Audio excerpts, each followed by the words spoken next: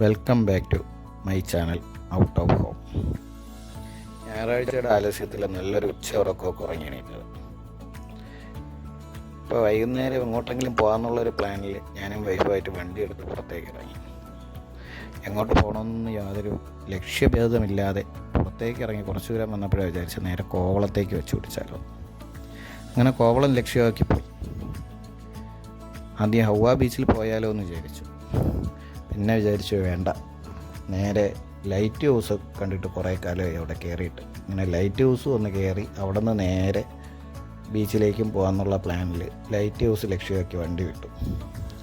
അങ്ങനെ ലൈറ്റ് ഹൗസിലെത്തി വണ്ടി പാർക്ക് ചെയ്തിട്ട് അകത്തേക്ക് കയറാമെന്ന് വിചാരിച്ചപ്പോഴാണ് അവിടെ എഴുതി വെച്ചേക്കുന്നു വൈകുന്നേരം 5 മണി വരെ ലൈറ്റ് ഹൗസിൽ ടിക്കറ്റ് ഉള്ളൂ, അങ്ങോട്ട് കയറാൻ പറ്റില്ല എന്ന് പറഞ്ഞു.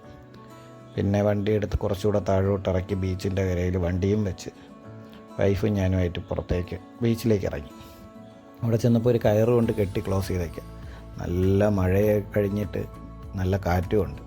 തിര കൂടുതലായതുകൊണ്ട് തന്നെ ആൾക്കാർ കടലിലേക്ക് ഇറങ്ങി അപകടം ഒഴിവാക്കാൻ വേണ്ടിയിട്ട് കോസ്റ്റ് ഗാർഡ് കെട്ടിയിരിക്കുന്നതാണ് കയറ്. അപ്പോൾ പിന്നെ കടലിലേക്ക് ഇറങ്ങി ബീച്ചിലിറങ്ങി കാല് നനയ്ക്കുക എന്ന് പറയുന്ന ആ ഒരു പരിപാടി നടക്കില്ല എന്ന് ഉറപ്പായതുകൊണ്ട് തന്നെ അവിടെ നിന്ന് നേരെ അവിടുത്തെ ആ നടപ്പാതയിലൂടെ നടക്കാം, അങ്ങ് ഹൗവ ബീച്ച് വരെ പോയി തിരിച്ചു വരാമെന്നുള്ള പ്ലാനിൽ നടന്നു തുടങ്ങിയത്. അങ്ങോട്ട് നടന്നപ്പോഴാണ് ആ സൈഡിലൊക്കെ കണ്ടത് കുറേ വേസ്റ്റ് വന്നടിഞ്ഞേക്കുന്നു.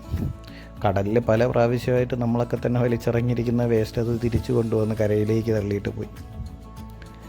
അവിടെ നിന്ന് കുറച്ച് അതും കണ്ട് നോക്കിയപ്പോൾ വേസ്റ്റ് ബാസ്ക്കറ്റൊക്കെ അത്യാവശ്യം മറ്റ് സ്ഥലത്തെ അപേക്ഷിച്ച് കോവളത്തുണ്ട്. ആ വേസ്റ്റ് ബാസ്ക്കറ്റിൻ്റെ മൂട്ടിൽ വരെ വേസ്റ്റ് ഇട്ടുന്ന മലയാളികളുടെ തനി സ്വഭാവവും കാണിച്ചിട്ടുണ്ട് അവിടെ. അങ്ങനെയുള്ള കുറച്ച് വൃത്തികേടുകൾ അവിടെ ഇവിടെയും കാണാമായിരുന്നു. അതും കണ്ട് മുന്നോട്ട് പോയി. കുറച്ചുകൂടെ മുമ്പോട്ട് ചെന്നപ്പോഴത്തേക്കും ആണ് ഒരു കാര്യം ശ്രദ്ധിച്ചത്. ഈ റിനോവേഷൻ കഴിഞ്ഞിട്ട് പോലും നടപ്പാത പല സ്ഥലവും ഇടിഞ്ഞു കിടക്കുക. അത് ഈ തിരയുടെ ശക്തി കൊണ്ടാണോ, മഴയുടെയും തിരയുടെയൊക്കെ ശക്തി കൊണ്ടാണെന്ന് തോന്നുന്നു. അതോ ഈ പറയുന്നതുപോലെ അവിടുത്തെ ആ റിനോവേഷൻ ചെയ്തവരത് നേരെ ചെയ്യാത്തതുകൊണ്ടാണോ എന്നറിയില്ല. എന്തായാലും അടുത്ത വർഷം വീണ്ടും റിനോവേഷൻ ചെയ്യും. ആ പാതയൊക്കെ നല്ല രീതിയിലാക്കിയിടും. എന്നാലും അത്യാവശ്യം വൃത്തിയുണ്ടായിരുന്നൊരു സ്പേസായിട്ട് തന്നെയാണ് അവിടെ തോന്നിയത്. അങ്ങനെ മുന്നോട്ട് നടന്നപ്പോഴാണ് മറ്റൊരു കാര്യം കണ്ണിൽപ്പെട്ടത്. അവിടുത്തെ ഒട്ടുമിക്ക റെസ്റ്റോറൻറ്റുകളും ക്ലോസ് ചെയ്തിട്ടേക്കുക. അവിടെ ഇവിടെയും കുറച്ച് റെസ്റ്റോറൻറ്റുകൾ ഓപ്പൺ ആയിരിക്കുന്ന കഴിച്ചു കഴിഞ്ഞാൽ ബാക്കി മിക്ക റെസ്റ്റോറൻറ്റുകളും ക്ലോസ് ചെയ്തേക്കുന്നു. ഇവരെല്ലാവരും ഇപ്പോഴും വിദേശ ടൂറിസ്റ്റുകളെ മാത്രമാണ് ടൂറിസ്റ്റായിട്ട് കാണുന്നതെന്ന് തോന്നുന്നു. കാരണം അവരുടെ ആ സീസൺ സമയത്ത് ഇവിടെ എല്ലാം ഓപ്പൺ ആയിരിക്കും. സീസൺ കഴിഞ്ഞാൽ ഇതെല്ലാം ക്ലോസ് ചെയ്ത് പോകും. ഈ ഒരു പ്രവണത ഒഴിവാക്കി സ്വദേശികളെ കൂടെ ടൂറിസ്റ്റായിട്ട് കണ്ടു തുടങ്ങിയാൽ എനിക്ക് തോന്നുന്നു കുറച്ചുകൂടെ അധികം ആൾക്കാർ ഈ കോവളം ബീച്ചിലേക്ക് എത്തും. കാരണം വരുന്ന ആൾക്കാർക്ക് അത്യാവശ്യം നല്ല ഫുഡൊക്കെ കിട്ടും. ഒരു വൈകുന്നേരം വന്നു കഴിഞ്ഞാൽ ഫാമിലിയായിട്ട് കുറച്ച് നേരം ഇരുന്ന് പോകാവുന്ന ഒരു അന്തരീക്ഷം ഉണ്ടാക്കിയാൽ സ്വാഭാവികമായിട്ട് ആൾ വരും. ഈ കോവളത്തിനടുത്ത് തന്നെ നമ്മുടെ വിഴിഞ്ഞത്ത് നോക്കിയാൽ തന്നെ അറിയാം, അത്യാവശ്യം നല്ല രീതിയിൽ വൈകുന്നേരങ്ങളിൽ ഫാമിലീസ് വന്നു പോകുന്നൊരു സ്ഥലമാണ്. അതുപോലെ കോവളവും മാറ്റിയെടുക്കാം. സീസൺ ആകുമ്പോഴത്തേക്കും വിദേശികൾ വരട്ടെ. വിദേശ ടൂറിസ്റ്റുകളും സ്വദേശ ടൂറിസ്റ്റുകളും കൂടെ ഒരുമിക്കുമ്പോൾ ഒരു ടൂറിസ്റ്റ് കേന്ദ്രം വലുതാവുള്ളൂ, നമ്മുടെ വർക്കലയൊക്കെ പോലെ. എന്തായാലും ഈ ഒരു അന്തരീക്ഷം മാറുമെന്ന് പ്രതീക്ഷിക്കാം. പിന്നെ മുന്നോട്ട് പോകുമ്പോൾ കാണുന്നൊരു കാഴ്ചയെന്ന് പറഞ്ഞാൽ കോവളത്ത് എപ്പോൾ ചെന്നാലും കാണുന്ന സ്ഥിരം കാഴ്ചയാണ് അവിടെ ഇവിടെയും കുറേ പട്ടികൾ. ഇതൊക്കെ ഒന്ന് ഒഴിവാക്കാൻ കഴിഞ്ഞാൽ അത്രയും ഉപകാരം.